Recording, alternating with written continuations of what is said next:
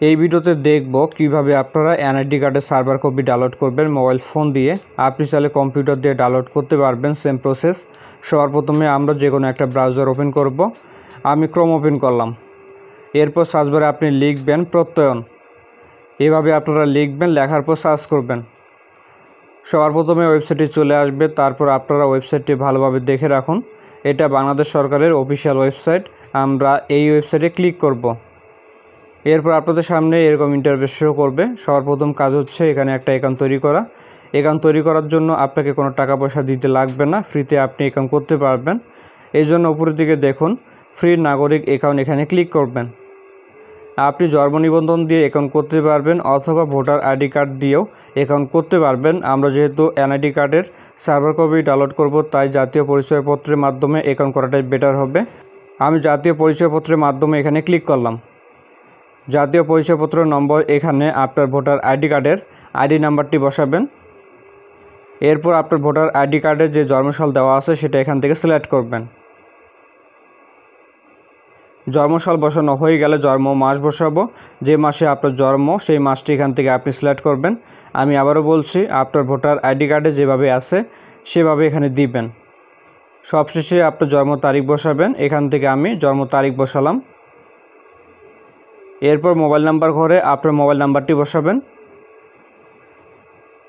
এখানে আপনার টিক দেওয়া থাকবে, যদি না থাকে দিয়ে দিবেন। তারপর আপনি নিবন্ধন করুন, এখানে ক্লিক করবেন। তারপর আপনার নাম্বারে একটা ওটিপি কোড আসবে, যেমন আমি আপনাদেরকে দেখাচ্ছি। এখানে দেখতে পাচ্ছেন একটা মেসেজ এসেছে, মেসেজটা ওপেন করবেন। তারপর এখানে দেখবেন 6 সংখ্যার একটা ওটিপি কোড থাকবে, এটা আপনি মনে রাখবেন। এরপর এখানে ওটিপি কোডটি বসাবেন। তারপর জমা দিন, এখানে ক্লিক করবেন। তারপর দেখতে পারবেন অভিনন্দন, আপনার নিবন্ধন সফলভাবে সম্পূর্ণ হয়েছে। এবার আমরা লগ ইন করব। লগ ইন করার জন্য উপরের দিকে দেখুন লগ ইন অপশন আছে, এখানে ক্লিক করবেন।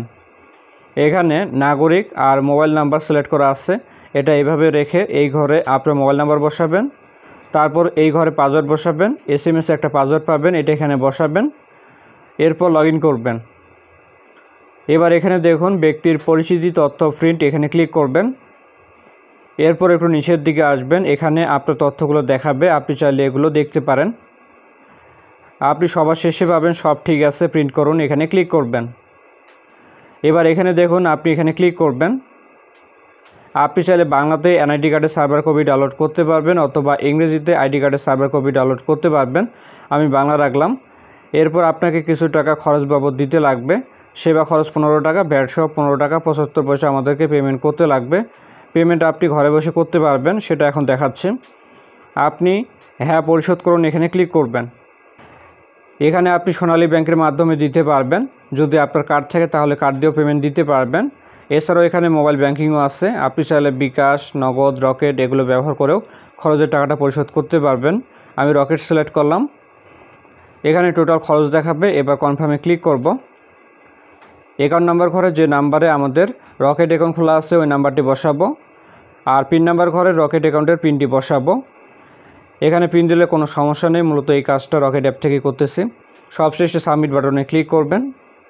তারপর দেখবেন একটা ওটিপি কোড আসবে, এই কোডটি আপনারা এখানে বসাবেন। কোড নাম্বার বসানো হয়ে গেলে গোতে ক্লিক করবেন। আমাদের পেমেন্ট সফল হয়েছে। এবার আমরা নিচের দিকে আসব। ব্যক্তি পরিচিতি তথ্য তালিকা, এখানে দেখুন আপনি একটু ডান দিকে আসবেন। এখানে দেখতে পারবেন প্রিন্ট করুন অপশন আছে, এখানে ক্লিক করবেন। তারপর এখানে আপনার আইডি কার্ডের সার্ভার কপি দেখতে পারবেন, আপনি 3 ডটে ক্লিক করবেন।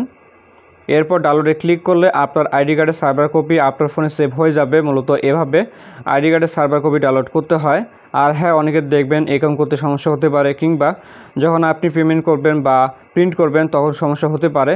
এই নিয়ে আমি আরও ভিডিও দেওয়ার চেষ্টা করব, সেক্ষেত্রে অবশ্যই আপনারা কমেন্ট করবেন। দেখা হচ্ছে নতুন কোনো ভিডিওতে। সকলে ভালো থাকবেন, ধন্যবাদ।